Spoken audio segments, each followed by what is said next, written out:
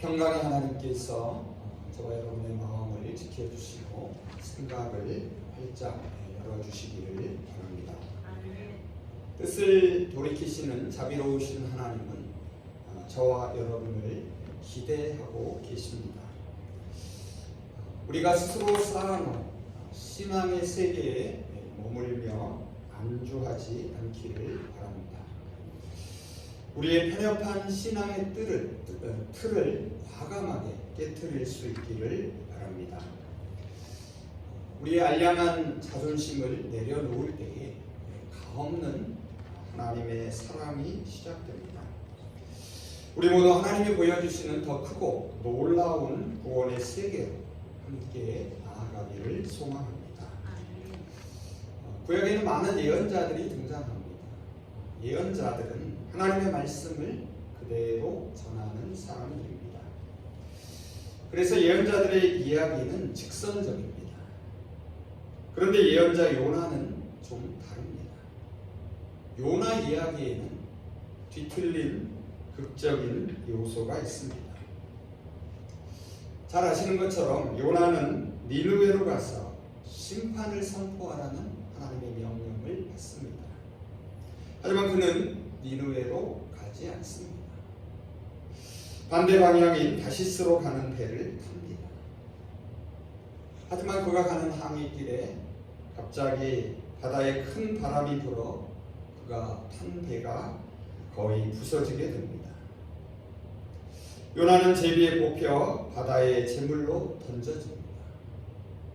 그때 하나님은 큰 물고기를 예비하셔서 그를 그대로 삼키게 하십니다. 요나는 물고기 뱃속에서 하나님께 간절히 기도합니다. 그 결과 그는 물고기 뱃속에서 기적적으로 살아나고 마침내 니느웨로 향합니다. 거기서 니느웨의 심판을 선포합니다. 놀랍게도 니느웨 사람들은 요나의 말을 주목하여 들었습니다. 그리고 모두가 회개하면서 하나님의 구원을 부르짖습니다. 하나님은 뜻을 돌이키시고 내리시려던 재앙을 내리지 않습니다. 하지만 요나는 이런 하나님에게 불만을 토로하기 시작합니다. 이런 요나를 하나님은 책망하며 설득하십니다. 오늘 우리가 요나 4장을 읽었는데 맨 마지막 절 11절을 보면 요나 이야기는 하나님이 책망하시는 질문으로 끝을 맺습니다. 열린 결말은 궁금증을 불러 일으킵니다. 하나님의 말씀을 들은 니느웨 사람들은 돌이켰습니다. 하지만 정작 하나님의 책망을 들은 요나가 돌이켰는지 그 여부를 우리는 알 수 없습니다. 먼저 요나 이야기에서 하나님께서 누구에게 말씀하고 계신지를 주목해서 볼 필요가 있습니다. 앞서 말씀드린 대로 구약의 예언자들은 하나님의 말씀을 다른 사람들에게 그대로 전하는 사람들입니다. 하나님은 예언자들을 통하여 이스라엘 백성들에게 말씀하십니다. 그런데 예언자 요나는 조금 다릅니다. 하나님은 요나를 통해 이스라엘이 아니라 이방 민족인 니느웨 백성들에게 말씀하십니다. 그리고 더욱더 눈길을 끄는 것이 있습니다. 요나는 하나님의 말씀을 전하는 자이기 이전에 먼저 하나님의 말씀을 듣는 사람이라는 사실입니다. 먼저 하나님은 요나에게 두 차례 니느웨 백성들에게 전할 말씀을 들려주십니다. 1장 1절에서 2절과 3장 1절에서 2절입니다. 그 내용은 일어나 저 큰 성읍 니느웨로 가서 내가 네게 명한 바를 그들에게 선포하라는 것이었습니다. 이어서 하나님은 다시 두 차례에 걸쳐 요나에게 직접 말씀하십니다. 여기서 우리가 주목할 것은 니느웨 백성들이 아니라 요나에게 말씀하고 계신다는 사실입니다. 그래서 앞서 언급한 것처럼 요나는 다른 예언자들과 다릅니다. 물론 요나는 하나님의 말씀을 전하는 예언자입니다. 하지만 정작은 하나님의 말씀을 들어야 하는 당사자입니다. 하나님께서 요나에게 들려주시는 말씀이 오늘 우리가 읽은 4장 4절과 9절 이하에서 두 차례 등장합니다. 먼저 4절을 한번 보시기 바랍니다. 여호와께서 이르시되 내가 성매는 것이 옳으냐 하시니라. 다음으로 9절 그리고 10절 11절입니다. 하나님이 요나에게 이르시되 내가 이 박농풀로 말미암아 성매는 것이 어찌 옳으냐 하시니 그가 대답하되 내가 성매어 죽기까지 할지라도 옳으니이다 하니라. 여호와께서 이르시되 내가 수고도 아니하였고 재배도 아니하였고 하룻밤에 났다가 하룻밤에 말라버린 이 박농쿨을 아꼈거든. 하물며 이 큰 성읍 니느웨에는 좌우를 분별하지 못하는 자가 12만여 명이요 가축도 많이 있나니 내가 어찌 아끼지 아니하겠느냐 하시니라. 여러분 잘 보시면 요나가 니느웨에 가서 전해야 할 말씀보다도 요나 자신이 하나님께로부터 들어야 할 말씀이 훨씬 더 길고 많습니다. 자, 이것은 무엇을 의미합니까? 오늘 우리가 함께 읽은 4장 전체가 하나님과 요나가 나눈 대화이고 이것이 훨씬 더 중요함을 일깨워줍니다. 예언서 요나에서 하나님은 니느웨 백성들에게 말씀하시기보다는 실제로는 요나에게 말씀하고 계십니다. 결국 하나님이 앞서 요나를 통해 니느웨에 말씀을 전하게 하신 것도 실상은 하나님이 요나에게 말씀하시게 되는 과정일 뿐입니다. 자, 그렇다면 이제 하나님은 요나에게 무엇을 말씀하고 계신지를 주목해서 살펴보겠습니다. 여기에 바로 요나 이야기의 핵심 메시지가 담겨 있습니다. 다시 한번 4장 4절을 보시면 하나님은 요나에게 내가 성내는 것이 옳으냐라고 말씀하십니다. 무슨 말입니까? 하나님은 요나가 화내는 것이 결코 옳지 않다고 책망하십니다. 4장 1절을 보면 이미 요나는 기분이 상해 있습니다. 하나님께서 니느웨 백성에게 재앙을 내리시지 않았기 때문입니다. 하나님께서 그 뜻을 돌이키신 것이 못마땅합니다. 반면에 하나님은 잔뜩 화가 난 요나를 이해할 수 없습니다. 그래서 내가 어찌하여 그렇게 화를 내느냐고 묻습니다. 요나의 입장에서는 정말 속이 상하고 불만이 가득합니다. 뜻을 돌이키시는 하나님을 그는 도무지 이해할 수 없습니다.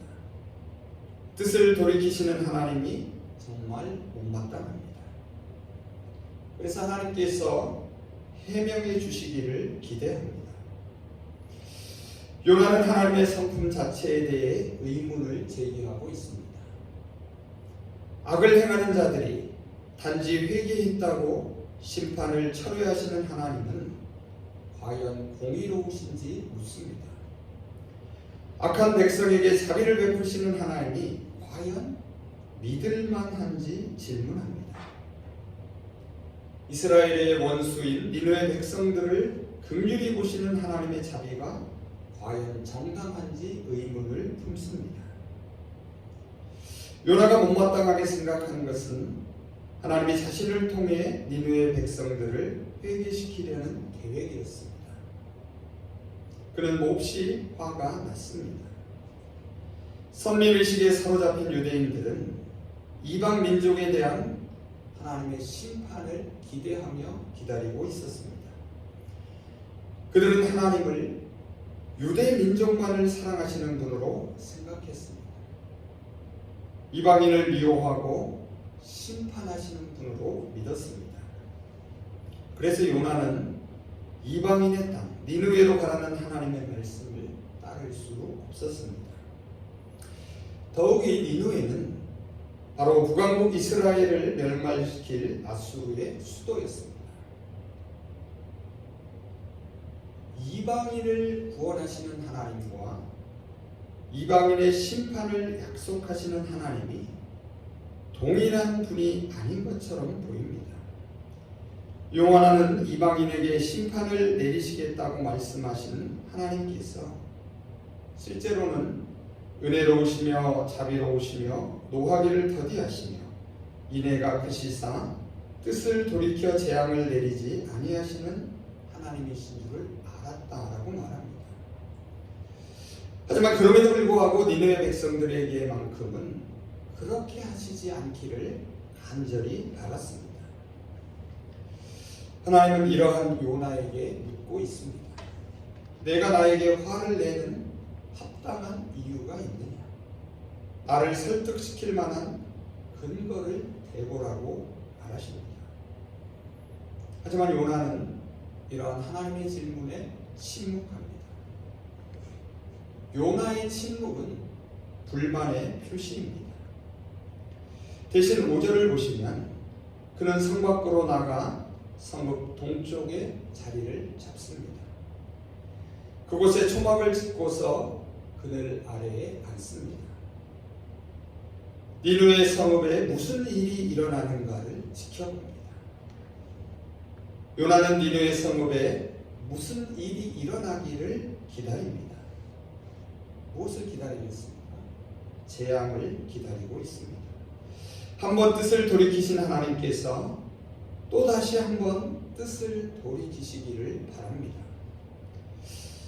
특히 4장 3절을 보시면 하나님께 차라리 자신을 죽여달라고 기도하기 시작합니다. 전후 맥락을 보면 니느웨 백성들에게 재앙이 내리지 않는 것을 보느니 차라리 죽는 것이 낫겠다는 것입니다. 그는 하나님을 협박합니다. 하나님, 저입니까? 아니면 저들입니까? 하나님 이스라엘입니까? 아니면 니느웨입니까? 하나님은 침묵하십니다. 앞선 요나의 침묵은 불만이었습니다. 하지만 하나님의 침묵은 구원의 표시입니다. 6절 이하에서 하나님은 요나를 위하여 행동하기 시작하십니다. 먼저 박넝쿨을 예비하십니다. 태양을 가려 그늘을 만들어 더위를 면하게 하십니다. 그러자 요나는 이 박넝쿨로 말미암아 크게 기뻐합니다. 하지만 다음날 새벽에 하나님은 벌레를 예비하십니다. 그 벌레가 박넝쿨을 갉아먹으니 넝쿨이 시들어버립니다. 그리고 해가 뜨자 하나님은 뜨거운 열풍을 예비하십니다. 햇볕까지 요나의 머리 위를 따갑게 내리쬐었습니다. 그는 힘이 쭉 빠졌습니다. 너무 고통스러워 차라리 죽기를 원하고 있습니다. 8절을 한번 보시기 바랍니다.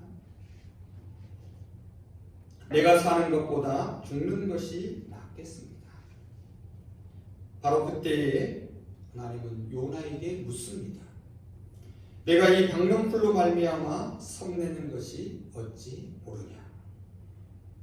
고작 박넝쿨 하나가 죽었다고 해서 이렇게 화를 내다니 이것이 말이 되느냐고 질책하십니다.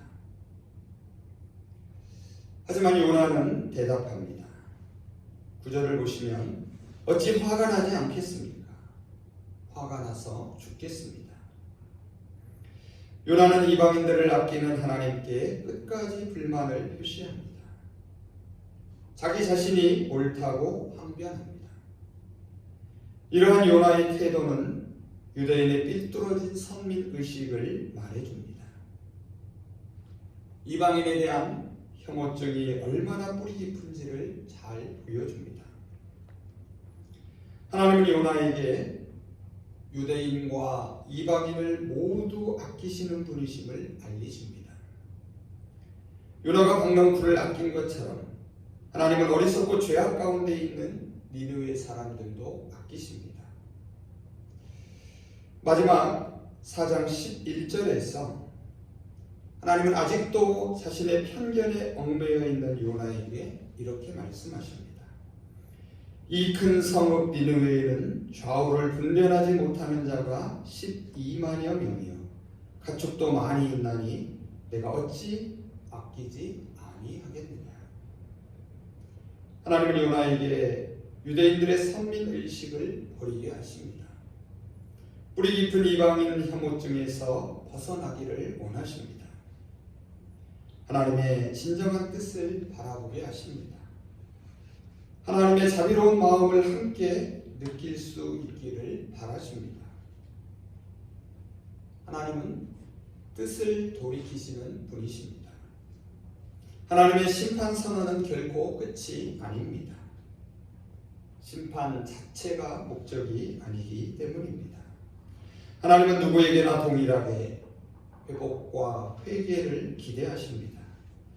이방인들도 회개하면 멸망시키시려던 뜻을 돌이키십니다.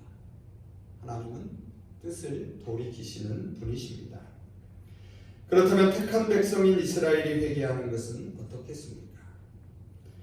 하나님은 니느웨 백성의 악함을 보시며 그들의 회개에 관심을 갖고 계십니다. 그렇다면 이스라엘 민족에게 내린 멸망의 선언에 대한 하나님의 의도도 바르게 이해할 수 있습니다. 하나님의 진노는 하나님의 관심입니다.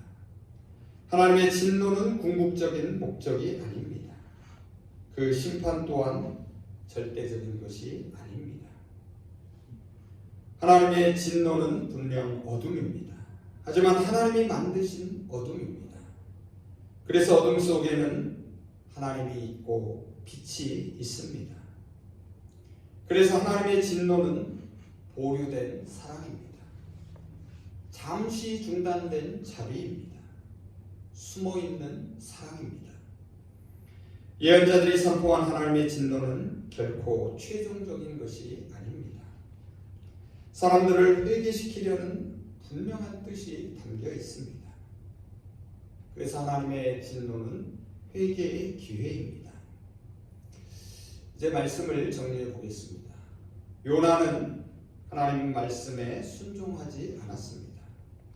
하나님이 뜻을 돌이키신 것에 불평을 토로합니다. 하나님은 인내하며 끈질기게 요나를 설득하십니다. 요나가 지금까지 알고 믿고 있는 하나님과 실제 하나님의 뜻과 생각이 다릅니다. 요나의 자존심과 하나님의 사랑이 서로 부딪히고 있습니다. 요나에게 말씀하시는 하나님은 오늘 저와 여러분에게도 말씀하십니다.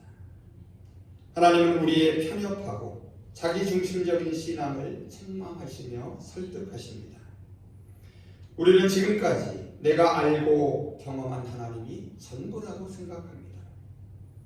그래서 우리의 삶 속에서 쉽게 상처입고 절망하게 됩니다.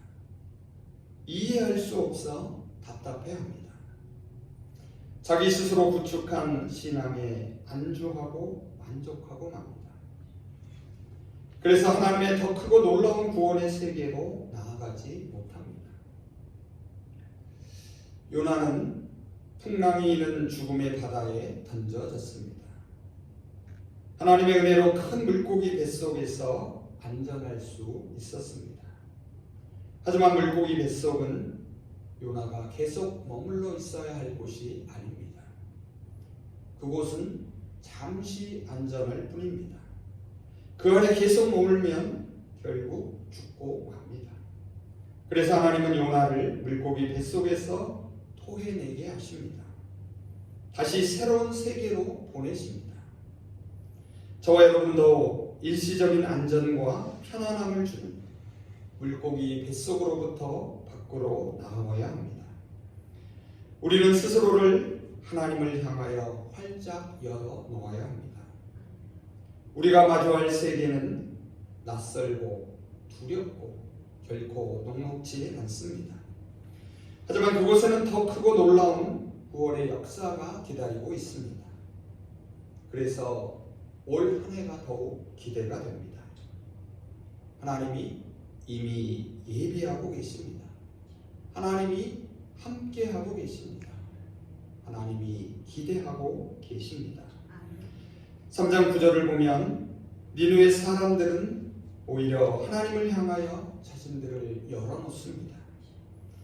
하나님이 뜻을 돌이키시고 그 진노를 그치사 우리가 멸망하지 않게 하시리라. 그렇지 않을 줄을 누가 알겠느냐. 새롭게 출발하기 위해서는 과거의 편협한 생각을 버려야 합니다.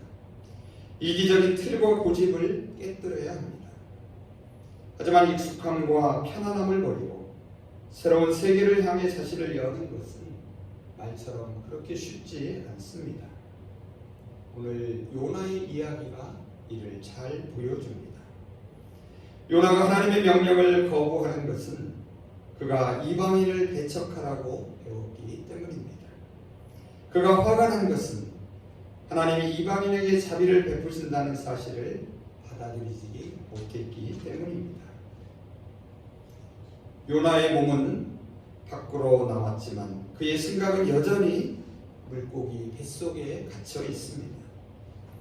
요나처럼 저와 여러분도 독선적이고 자기 신앙에 갇혀 있을 수 있습니다. 하나님의 이름으로 타인을 쉽게 판단하고 정죄합니다. 하지만 하나님이 먼저 뜻을 돌이키셨습니다. 하나님이 우리의 미래를 활짝 열어주셨습니다. 이제 우리 모두 함께 하나님이 예비하신 더 크고 놀라운 신앙의 세계로 들어갈 수 있기를 바랍니다. 우리의 자존심을 내려놓을 때에 하나님의 사랑이 시작됩니다. 하나님은 요나를 통하여 저와 여러분에게 이렇게 고백하기를 원하십니다. 주께서는 은혜로우시며 자비로우시며 노하기를 더디하시며 이내가 크시사 뜻을 돌이켜 재앙을 내리지 아니하시는 하나님이신 줄을 내가 알았음이니이다. 아멘. 기도하겠습니다. 뜻을 돌이키시는 자비로우시는 하나님, 하나님의 진노는 하나님의 관심과 사랑이고 하나님의 진노는 다시 돌아오기를 기대하는 하나님의 간절한 마음이 담겨 있음을 깨닫게 하여 주시옵소서. 요나는 자신의 신앙의 틀 안에 갇혀서 오히려 하나님의 자비로우신 뜻을 거역했습니다. 요나처럼 저희들도 하나님의 이름으로 타인을 쉽게 판단하고 정죄했던 것을 용서하여 주시옵소서. 이제 편협하고 자기중심적인 신앙을 버리게 하시고 스스로 구축한 신앙에 안주하고 만족하지 않게 하시며 하나님의 더 크고 놀라운 구원의 세계로 힘차게 나아가게 하여 주시옵소서.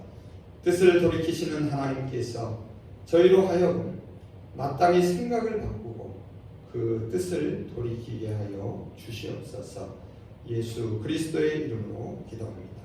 아멘.